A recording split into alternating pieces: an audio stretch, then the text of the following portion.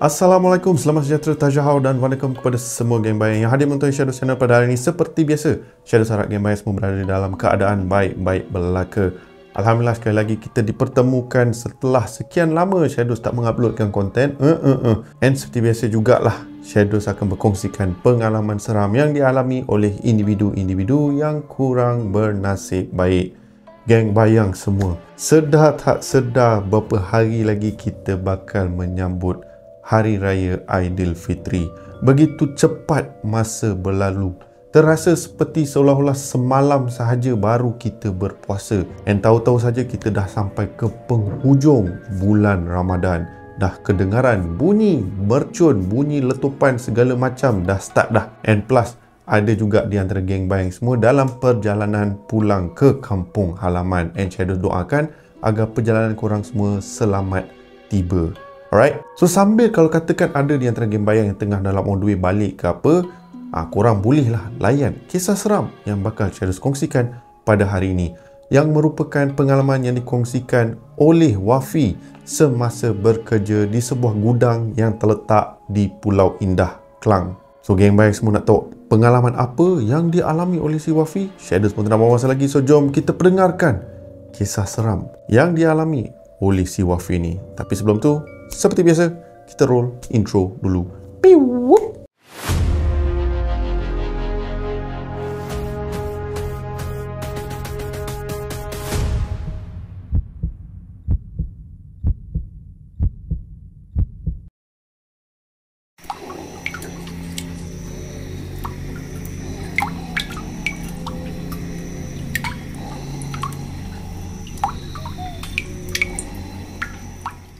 Kisah yang bakal Shadows kongsikan merupakan pengalaman seram yang dialami oleh Wafi semasa bekerja di sebuah gudang yang terletak di area Pulau Indah.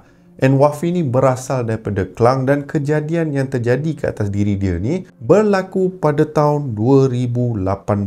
And sampai sekarang masih lagi menjadi satu ingatan yang amat cerah dan agak fresh jugalah buat diri si Wafi ni. So, pada ketika itu, Wafi baru saja mendapat tawaran bekerja di salah satu gudang yang terletak di area Pulau Indah. Dan Wafi juga baru sahaja mendirikan rumah tangga, dan Wafi pun membuat keputusan untuk membeli ataupun menyewa, tak silap Shadows, sebuah rumah di area kawasan perkampungan Pulau Indah. Dan pada waktu yang sama, isterinya pun bekerja berdekatan dengan kawasan tersebut. So at least mudahlah bagi mereka berdua ni, tak adalah nak kena travel jauh ke apa, at least sekurang-kurangnya berdekatan dengan area Pulau Indah tu. So macam mana benda ni ataupun insiden seram ni berlaku? Seperti mana Shadows katakan tadi, Wafi mendapat tawaran bekerja di sebuah gudang yang terletak di area Pulau Indah. Dan pada ketika itu, dia mendapat sebuah email daripada gudang ataupun daripada syarikat tersebut di mana ia tak diberikan nama atas sebab-sebab tertentu. Dan Wafi pun dijemput untuk menghadiri salah satu sesi temu duga dengan syarikat tersebut untuk pastikan yang Wafi ni consider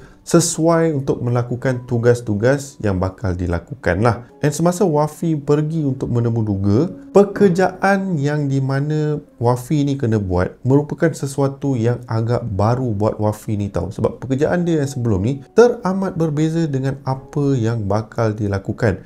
And plus, shift-shift dia bakal bekerja ni agak lewat malam tau. Namun disebabkan gaji yang lumayan yang syarikat tu berikan, Wafi pun fikirkan since dia baru saja mendirikan rumah tangga, ia merupakan salah satu peluang untuk Wafi menyenangkan isterinya. So at least lama-lama berkumpul duit-duit dia semua, tak payahlah isteri dia bekerja, isteri dia boleh jadi suri rumah ke apa ke. Itulah impian yang si Wafi ni tanam semasa dia berkahwin dengan isterinya. So pekerjaan apa yang harus dilakukan oleh si Wafi ni sampai bekerja lewat malam macam tu tau? So dikatakan Wafi ni diberikan tawaran untuk menjadi ketua inventory ataupun orang yang mengira lah barang-barang yang masuk benda tu. Tapi dia kepala dia lah dekat situ. Tapi Wafi persoalkan, walaupun dia ketua dekat bahagian unit tersebut, kebanyakan tugasan yang harus dilakukan pada waktu malam. Sebab mengikut syarikat tu, kebanyakan kontainer-kontainer ataupun barang-barang yang datang daripada pelabuhan Klang yang meletakkan barang-barang dekat area situ berlakunya pada waktu malam, consider aktif lah. Wafi pun pada ketika itu dah jam lah sebab dia fikir fikirkan, sekarang aku ketua bahagian inventory, sebelum ni aku technician je, macam mana aku nak manage ni kan. Tapi bagi si Wafi itu adalah cabaran yang baru, and dia sanggup nak ambil benda tu. So selepas semua temuduga tu dah selesai, and Wafi pun diberi tarikh untuk start kerja, and Wafi pun masuklah ke kerja seperti biasa, belajar selok belok syarikat tu, kawasan apa yang dia harus jaga, tempat mana dia kena pergi, semua benda bagai lah. Dan lepas minggu 2 minggu macam tu, Wafi dah makin biasa dengan tugasan yang dilakukan, and betul lah seperti mana yang diperkatakan oleh syarikat tu, kebanyakan pekerjaan yang dilakukan oleh si Wafi ni berlarutan sampai pukul 2-3 pagi macam tu tau. Dan di sinilah berlakunya satu insiden yang menyeramkan. So pada suatu malam ni kan, ditemani dengan bunyi mercun yang begitu kuat. Saya dah minta maaf lah kalau sekiranya korang terdengar bunyi mercun tu kan. So terdapat satu malam ni di mana macam biasalah Wafi akan bekerja sampai lewat malam semua benda tu. Namun salah satu rakan tugasnya, kira macam pembantu dia, terpaksa ambil MC pada malam tu. So Wafi tak boleh nak buat apa-apa. Dia reda je lah dengan keadaan tu. So end up Wafi kenalah lakukan tugasan yang agak berat juga berseorangan tau. Si Wafi ni tak berapa nak risau sangat, sebab adalah pegawai-pegawai keselamatan kat situ akan turut menemani si Wafi. Sebab geng bayan semua kena faham yang gudang tersebut bukanlah gudang yang kecil ke apa, merupakan satu gudang yang agak besar. So untuk memahami sedikit sebanyak berkenaan dengan latar kawasan tersebut, gudang tu dia berbentuk macam bentuk L macam tu, dan banyak lokasi-lokasi di mana kontena-kontena besar akan ditempatkan. And dekat situ jugalah Wafi kena pergi check semua, sama ada kontena ni betul ke, pukul berapa kontena ni kena keluar, ataupun ketibaan kontena-kontena yang baru, dan macam-macam lagi tau. Dan bekerja pada waktu malam, Wafi sentiasa rasa seperti ada satu ketenangan tau. Sebab apa, tak ramai orang, and dia dapat buat kerja dia tanpa ada gangguan daripada bos-bos dia lah. Namun begitu, Wafi sering dikongsikan pengalaman-pengalaman seram yang dialami oleh ketua bahagian unit inventory tu apabila diorang ni bekerja pada waktu malam tau. Ada yang kata kena gangguan, ada yang kata kena tu lah, kena ni lah. Namun bagi si Wafi itu bukan menjadi satu halangan buat dia. Apa yang Wafi tahu, yang dia nak lakukan tugasnya. So malam tu dia memang kena pergilah dekat kawasan-kawasan kontena ni yang baru saja dimasukkan, dan lepas lori semua beredar. Dan pada ketika itulah Wafi kena buatlah kira-kira dan check lah semua benda okey ke tak. So Wafi pun dah standby lah nak panggil salah satu pegawai untuk menemani dia. Dan syarikat tu selalunya adalah pegawai keselamatan dalam 5 ke 4 orang macam tu. Malam tu pula dah lah member ataupun rakan setugasnya MC, pegawai keselamatan pula short pada malam tu. Hanya ada 2 orang katanya, and seorang tu tak boleh nak teman sebab seorang lagi kena buat rounding, and seorang lagi kena berjaga di pintu hadapan. So Wafi nak tak nak dia kena lakukan tugas ni berseorangan. So Wafi pun berjalanlah di dalam gudang yang sebegitu besar dalam keadaan yang malap. Dia tak adalah terang mana pun, dan dengan berair semua benda bagai, and gambaran yang boleh Shadows katakan memang satu gambaran yang agak menyeramkan lah. So pada awalnya Wafi tak terfikir apa-apa, bertemankan hanyalah earphone dia, mendengarlah lagu-lagu ke apa, consider untuk menghilangkan segala perasaan takut ke ataupun perasaan tak sedap hati macam tu lah. So Wafi pun bergerak ke tempat di mana dia harus melakukan tugasnya, and apabila si Wafi ni tiba dekat kawasan tersebut, dia pun buatlah tugasan dia semua macam biasa. And time ni lah apabila Wafi tengah bersungguh-sungguh ataupun tengah kusyuk sedang melakukan tugasnya, Wafi terdengar bunyi tapak kaki berjalan seolah-olah macam menghampiri Wafi. Wafi pun startlah pandang sekeliling nak tengok dari mana ataupun siapa yang masih lagi berada dekat kawasan gudang tu. Sebab Wafi ingat pada waktu tu selalunya lah dalam pukul 12 sampai pukul 2 macam tu, tiada sesiapa akan berada dekat gudang tu melainkan Wafi dengan beberapa rakan setugasnya dan juga pegawai keselamatan. Namun begitu, since rakan setugas si Wafi ni MC and adalah 2 pegawai macam tu, so Wafi berfikirkan siapa lagi yang berada dekat kawasan ni. So Wafi pun tegur, tanyakan siapa yang berada dekat tempat tu. Tiada sahutan yang diberikan. So Wafi fikir mungkin mainan minda ataupun mungkin hanyalah imajinasi yang si Wafi ni tengah alami. So Wafi pun sambung melakukan tugasnya, and sekali lagi Wafi dapat dengar bunyi tapak kaki menghampiri si Wafi. Wafi dapat perasan satu benda tau. Apabila dia mendengar bunyi tapak kaki tersebut, dan kalau seseorang tu memakai kasut, kita boleh bayangkan tau bunyi tapak kasut tu macam mana tau. Tapi bagi Wafi, apa yang dia dengar bukan seperti bunyi tapak kasut, tapi bunyi kaki yang tak berkasut apa berjalan di atas lantai simen ataupun lantai yang macam konkrit macam tu lah, and bersertakan bunyi air semua. So dengarlah bunyi percikan air semua tu. So Wafi dengan lampu suluhnya menyala dekat kawasan sebab ada bahagian-bahagian yang memang gelap. Sampailah satu momen apabila Wafi menyala dekat salah satu kontena ni, ada satu sudut gelap. Wafi ternampak seperti ada kepala yang muncul and then masuk semula tau. So Wafi berdebar dah time tu. Dia fikirkan, siapa yang ada dekat situ kan? And since tempat ni merupakan gudang yang tak semua orang boleh masuk, Wafi pun fikir kok pencuri ke apa ke. So Wafi nak kena pergi check lah since dia bertugas kat situ. Kalau ada barang-barang yang hilang, Wafi akan dipersoalkan. Wafi pun tanpa membuang masa menghala ke arah di mana kononnya dia nampak bayangan kepala tersebut. And apabila dia sampai dekat kawasan sudut tu, bila dia suluh lampunya dengan berani lah, time tu dia tak fikir apa lah. Kalau kata pencuri ke apa, kalau dia kena buka langkah ke apa untuk bersilat ke apa, dia dah ready dah. Tapi bila dia nyalakan lampu dekat tempat tu, tak ada sesiapa pun yang berada dekat situ. So Wafi fikir kemungkinan dalam perjalanan dia ke situ, orang tu tersedar ke apa, dia pun melarikan diri. So Wafi pada ketika itu pun dia jerit lah, meninggikan suara dia untuk memanggil orang yang menyorok tu untuk keluar daripada manalah tempat-tempat yang dia sorok tu. Namun begitu tiada sahutan yang diberikan. So Wafi ni pun teruskan pencarian dia untuk mencari siapakah gerangan makhluk yang berada dekat tempat tu. Dan lepas beberapa ketika macam tu, tak pasal-pasal bulu roma si Wafi ni meremang. Terasa seram sejuk, and Wafi dapat hidupkan satu bauan yang teramat harum tau. And kawasan tu memang jarang ada bau wangian. And apa yang menakutkan si Wafi ni, bau yang dia hidu tu adalah bau yang kita semua tahu kalau makhluk yang digelar sebagai Kak Ponti berhampiran. Wafi pada ketika itu terus tutup buku file dia dan terus nak menghala ke arah pejabatnya tau. So Wafi pun berjalan dengan keadaan yang laju untuk pulang semula ke pejabatnya.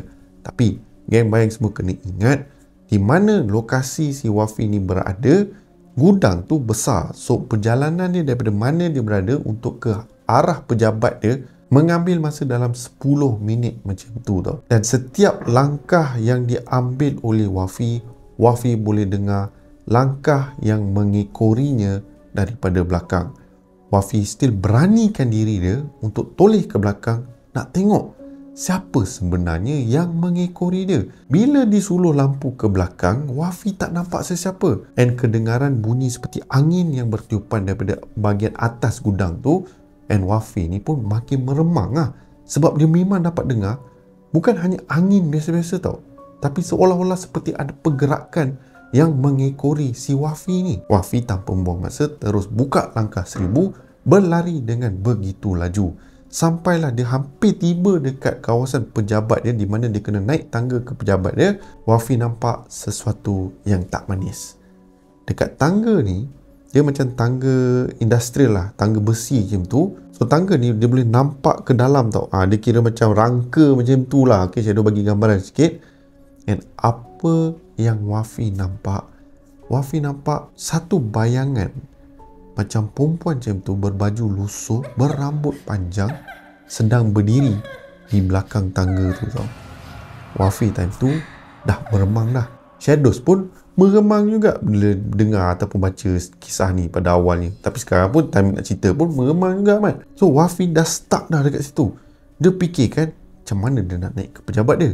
Sebab kalau dia nak caw sekalipun, barang-barang dia berada dekat dalam pejabat. So Wafi fikirkan, tak apa, aku menghala ke arah depan, panggillah pegawai keselamatan sekejap untuk teman dia. Nak tak nak, teman dia naik atas.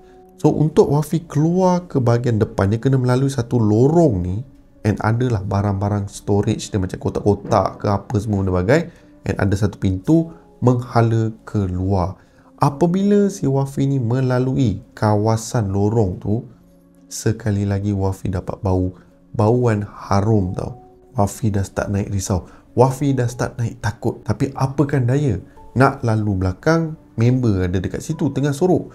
And dia terpaksalah redah apa yang dia sedang hadapi untuk keluar dari tempat ni untuk ajaklah salah satu pegawai pada ketika itu. Tengah member berjalan dekat lorong tu, dia ada satu sudut dia macam tersorok macam store kecil lah, tapi store tu pintu tak tertutup, terbuka. Bila Wafi lalu bersebelahan dengan milik store tu, di sisi pandangan Wafi dapat nampak makhluk yang sama berdiri dekat situ sambil tersenyum tau. And bukan hanya senyuman ataupun sekilas pandang senyuman yang si Wafi nampak, Wafi pun dapat dengar seperti ada suara tertawa yang begitu halus. Wafi tahu bersebelahan dia tak lain dan tak bukan Pontianak tau. Entah kenapa Wafi fikirkan yang benda tu Pontianak, sebab itulah antara benda-benda yang orang selalu katakan petanda-petanda yang makhluk tu ada dekat situ. Dan tak tahu kenapa apabila dia ada dekat situ, langkah dia terus berhenti. Member tergamam kaku, tak tahu nak buat apa tau. Wafi pun pandang ke bawah, start membaca petikan ayat suci Al-Quran, dan lepas tu dia mendapatlah sedikit keberanian untuk berjalan bergegas keluar menghala ke arah pintu dan keluar daripada gudang tersebut. Dan seelok saja si Wafi ni keluar daripada gudang tu, time tu lah Wafi terdengar bunyi mengilai yang begitu kuat, dan pada waktu yang sama seolah-olah seperti ada sesuatu yang terbang. Boleh dengar macam bunyi sayap macam tu lah. So tak tahulah sama ada burung-burung ke, burung pati ke, burung apa ke, tapi itulah apa yang si Wafi dengar. Wafi pun berlari pergi ke arah pondok pegawai tu, dan apabila sampai ke sana, dia nampak dua pegawai sedang duduk kat situ, and dua-dua tengah blur, tak tahu apa yang berlaku dekat si Wafi. Tengok Wafi dalam keadaan ketakutan, berpeluh-peluh semua bagai. So diorang pun tanyakan kepada si Wafi ni apa yang dah berlaku, macam mana member sampai macam ni kan. So Wafi cakap dia tak nak cerita sekarang, just temankan dia masuk ke dalam gudang sekejap, ambil barang, dan lepas tu dia akan lepak dekat area security guard tu, dan lepas tu balik lah. So salah satu pegawai ni pun iakan saja teman si Wafi masuk semula ke lorong tu. And apabila diorang sampai dekat kawasan tangga di mana diorang nak naik ke pejabat tu, benda ni paling epic lah. Disangkakan hanya Wafi saja yang mengalami benda tu, tapi pegawai keselamatan yang menemaninya pun turut terkena gangguan. Apabila diorang sampai dekat tempat tu, kedua-dua mereka nampak kelibat makhluk tu sedang bertinggik dekat bahagian atas office tu, dekat railing tangga tu, just duduk bertinggik macam tu tau, sedang memerhatikan diorang. Pegawai keselamatan tu pandang ke arah Wafi, Wafi pun pandang ke arah pegawai keselamatan tu, and diorang pun ibarat macam tak tahu apa yang nak lakukan. Pegawai keselamatan tu bagi tahu kepada si Wafi, penting sangat ke barang yang berada dekat office tu yang sampaikan nak kena memang nak kena naik lah. Wafi cakap dia memang kena letak barang-barang dekat dalam tu, sebab barang yang dipegang, which is barang pejabat, dia tak boleh bawa keluar, which is merupakan kesalahan undang-undang syarikat tu. And benda paling dahsyat yang berlaku lepas tu, pegawai keselamatan ni ada satu baton dekat tali pinggang dia. Dia ambil baton tu, dia campak dekat makhluk tu seolah-olah macam tak ada apa-apa. Apabila dia campak, sekali imbas nampak macam baton tu tembus tau. Dan kemudiannya tak nampak langsung kelibat makhluk tu. Terus pegawai keselamatan tu bagi tahu si Wafi, jom kita bergegas naik, ambil letak apa semua yang kau nak, lepas tu keluar dari sini. Diorang pun bergegas naik ke atas. Si Wafi ni pun ambil lah semua barang-barang peribadi dia, letak balik semua fail-fail dia, tutup lampu, terus berganjak keluar daripada gudang tu menghala ke arah security guard. Dan apabila diorang ni berada dekat luar pondok security guard tu, Wafi pun membuat keputusan untuk toleh ke belakang untuk tahu apa sebenarnya yang dah berlaku. Dan apabila Wafi toleh ke belakang, di atas bumbung gudang tersebut, Wafi dapat nampak kelibat makhluk tu duduk bertinggik sedang memerhatikan mereka semua. Wafi pun cubalah bagi tahu pegawai keselamatan tu, tunjukkan apa yang dia nampak dekat atas bumbung tu. Tapi kali ni pegawai keselamatan tu tak nampak apa-apa langsung tau. So apabila Wafi lepak dengan pegawai keselamatan tu, diorang pun startlah berkongsikan pengalaman masing-masing semasa bekerja dekat situ. And benda ni bukan sesuatu yang baru bagi diorang. Memang dah banyak kejadian-kejadian macam ni dah berlaku. Namun diorang just abaikan dan anggap benda ni adalah perkara yang biasa. Memang ada makhluk yang sentiasa menanti dekat area gudang tu, terutamanya pada waktu malam. So pegawai ni pun nasihatkan kepada Wafi, next round ke apa bila bekerja lewat malam macam ni, perbanyakkan baca doa pelindung, banyakkan baca ayat suci Al-Quran, insya-Allah makhluk tu takkan ganggu. So kemungkinan besar makhluk ni mungkin nak memperkenalkan diri dekat si Wafi ke apa, Wafi pun tak tahu. Tapi penampakan makhluk tu bukanlah sesuatu yang Wafi sangkakan bekerja dekat gudang ni, yang Wafi dapat consider macam satu pengalaman yang agak berbeza lah, senang cerita macam tu.